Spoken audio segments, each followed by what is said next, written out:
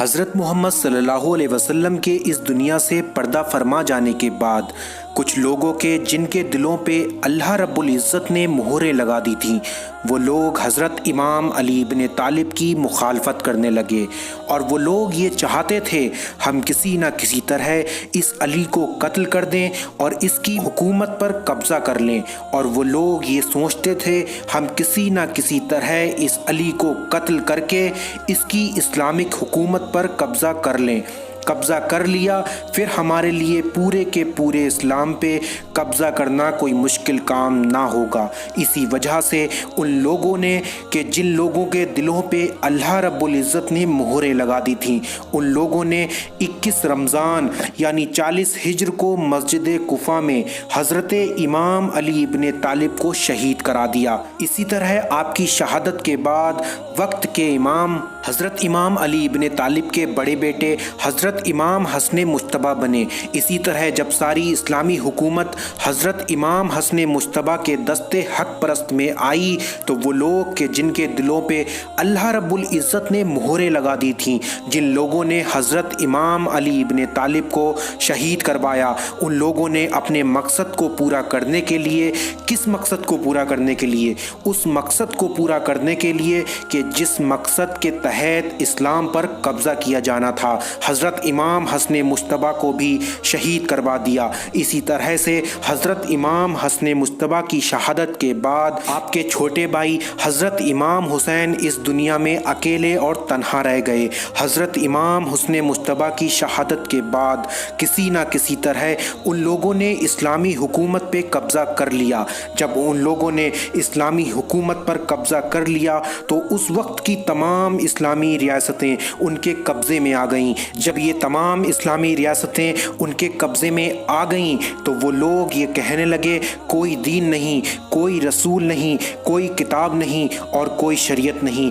کہ اے لوگوں محمد صلی اللہ علیہ وسلم پر کوئی بھی وحی نازل نہیں ہوئی، یہ سب من گڑن کہانی ہے اور یہ سب جھوٹ ہے۔ اے لوگوں آج کے بعد وہی دین ہوگا، وہی شریعت ہوگی اور وہی کتاب ہوگی کہ جسے ہم کہیں گے۔ اس کے بعد جب یہ عام مسلمانوں نے سنا تو ان میں سے کچھ لوگ جو واقعی سچے مسلمان تھے، ان لوگوں نے اس حکومت کے خلاف اپنی آواز بلند کی، لیکن یہ اس وقت کا حکمران یزید لعنتی اس قدر ظالم، فاسق، فاجر اور زانی قسم کا بدوقت انسان تھا کہ جس یزید نے صرف ان مسلمانوں کو تڑپا تڑپا کر شہید کیا بلکہ ان کے بیوی بچے اور خاندان والوں کو اس بے رحمی سے تڑپا تڑپا کر شہید کیا، اور پھر کسی مسلمان میں اتنی ہمت نہ ہوئی کہ وہ اس یزید کے خلاف اپنی آواز کو بلند کرے۔ اسی طرح جب یزید نے یہ دیکھا کہ مسلمانوں کے دلوں پہ میرا رعب اور دبدبہ بن چکا ہے اور دہشت بیٹھ چکی ہے تو اس نے سوچا کہ ہاں اب میرے پاس وقت ہے اور میرے پاس طاقت بھی ہے، حکومت بھی ہے اور فوج بھی ہے، اگر میں چاہوں تو اسلام کا نام و نشان اس دنیا کی صفائے ہستی سے مٹا سکتا ہوں۔ لیکن اس یزید کو یہ کیا پتا تھا کہ تمام زمین و آسمان کے خالق و مالک و رازق نے قرآن میں یہ فیصلہ کر دیا کہ آج ہم نے تمہارے دین اسلام کو تمہارے لیے مکمل کر دیا اور اپنی نعمتیں تمام کر دیں اور تمہارے لیے دین اسلام کو پسند کر لیا۔ اگر یزید نے قرآن پڑھا ہوتا تو اسے پتہ چلتا کہ جس دین کو اللہ پسند کر لے تو اس پروردگار کے علاوہ اس پوری کائنات میں ایسی کوئی چیز نہیں جو اس دین کا کچھ بگاڑ سکے۔ اس یزید نے قرآن پڑھنا تو دور، قرآن کو نیزوں پر چڑھا دیا، اور یہ وہی یزید تھا جس نے سرزمین مکہ میں خانہ کعبہ میں آگ کے پتھروں کی بارش کروائی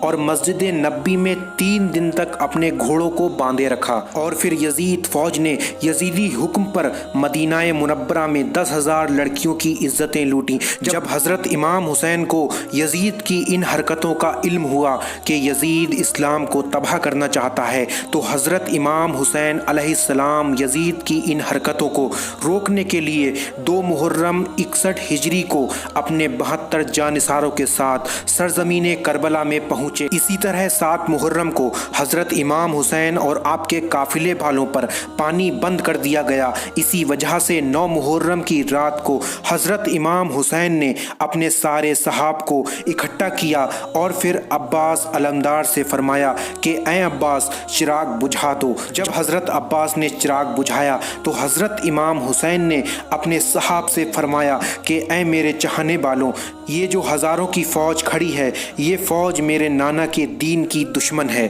ان سب کو میرا خون اور میرا سر چاہیے۔ اے میرے چاہنے والوں، میں تم سب پر اپنی حجت تمام کرتا ہوں، جاؤ تم سب اپنے گھر واپس چلے جاؤ اور جنت کا ذمہ میں ہوں، اور قیامت کے دن میں خود اللہ سے تمہیں جنت اور شہادت کا رتبہ لے کر دوں گا۔ اگر تم میں سے کوئی بھی واپس جانا چاہتا ہے تو میرے چاہنے والوں تم واپس جا سکتے ہو۔ اسی طرح کچھ دیر بعد حضرت امام حسین نے چراغ جلایا تو آپ کیا دیکھتے ہیں، آپ کے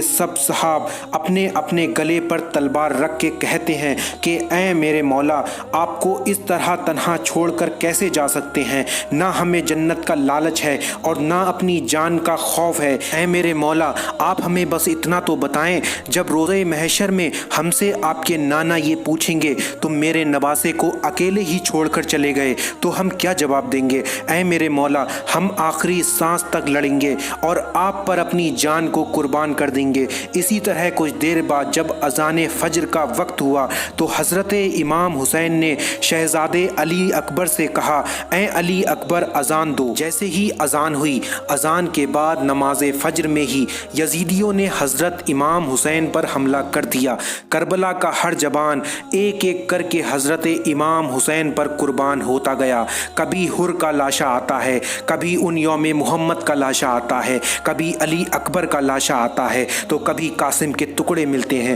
جب حضرت امام حسین اور آپ کا 6 ماہ کا بچہ شہزادے علی اصغر کربلا میں تنہا رہ گئے تو حضرت امام حسین نے یزیدیوں سے کہا کہ اے لوگوں، تمہاری جنگ میرے نانا کے دین سے ہے، میرے بابا علی سے ہے اور مجھ سے ہے، لیکن اس 3 دن کے پیاسے 6 ماہ کے بچے نے تمہارا کیا بگاڑا ہے؟ تم اسے پینے کے لیے پانی کے کچھ قطرے ہی دے دو۔ اتنے میں ملعون حرملہ نے 3 منہ والا تیر نکالا اور نشانہ لے کر شہزادہ علی اصغر کو شہید کر دیا۔ اس کے بعد حضرت امام حسین سارے کربلا میں بالکل تنہا رہ گئے۔ اپنے بیمار کربلا حضرت امام زین العابدین کو وصیت کی کہ اے سجاد، میرے بعد میرے نانا کے دین کی حفاظت کرنا اور نماز کبھی قضا مت کرنا۔ اس کے بعد حضرت امام حسین کربلا میں آئے اور لا الہ الا اللہ محمد الرسول اللہ پڑھتے ہیں، اور جو بھی آپ کے سامنے آتا ہے آپ اسے واصل جہنم کیے جاتے ہیں۔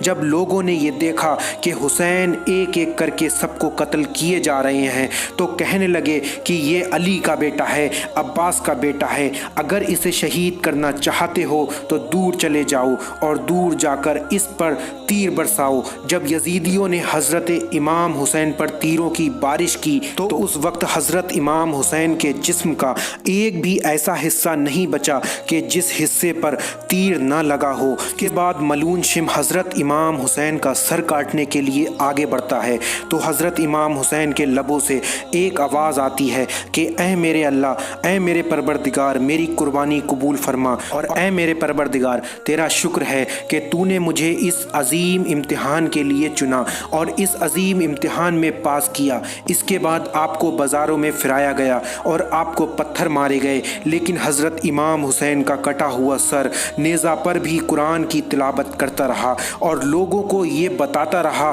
کہ اللہ نے جو دین اپنے نبی محمد صلی اللہ علیہ وسلم کے ذریعے بھیجا وہ دین کیا تھا۔ اگر حضرت امام حسین نہ ہوتے تو شریعت محمدی کی بجائے شریعت یزیدیت ہوتی۔ اسی طرح سے میرے پیارے بھائیوں اور بہنوں، میں صرف اتنا ہی کہنا چاہتا ہوں، اگر اسلام زندہ رکھنا چاہتے ہو اور اگر کربلا کے مقصد کو پورا کرنا چاہتے ہو تو ہر اس کام سے اپنے آپ کو روکو جس کام سے اللہ اور اللہ کا رسول اہل بیت ناراض ہوتے ہیں، اور ہم سب مسلمانوں کو ایک سچا مسلمان اور ایک سچا عاشق رسول اور سچا حسینی بننے کی توفیق عطا فرما، آمین اللہم آمین۔ پیارے دوستوں، ویڈیو کو لائک کیجئے اور اپنے قریبی اسلامی بھائیوں تک ضرور شیئر کیجئے اور چینل کو سبسکرائب کر کے بیل آئیکن کو ضرور دبائیں سب سے پہلے ویڈیو کو دیکھنے کے لیے۔ اللہ حافظ۔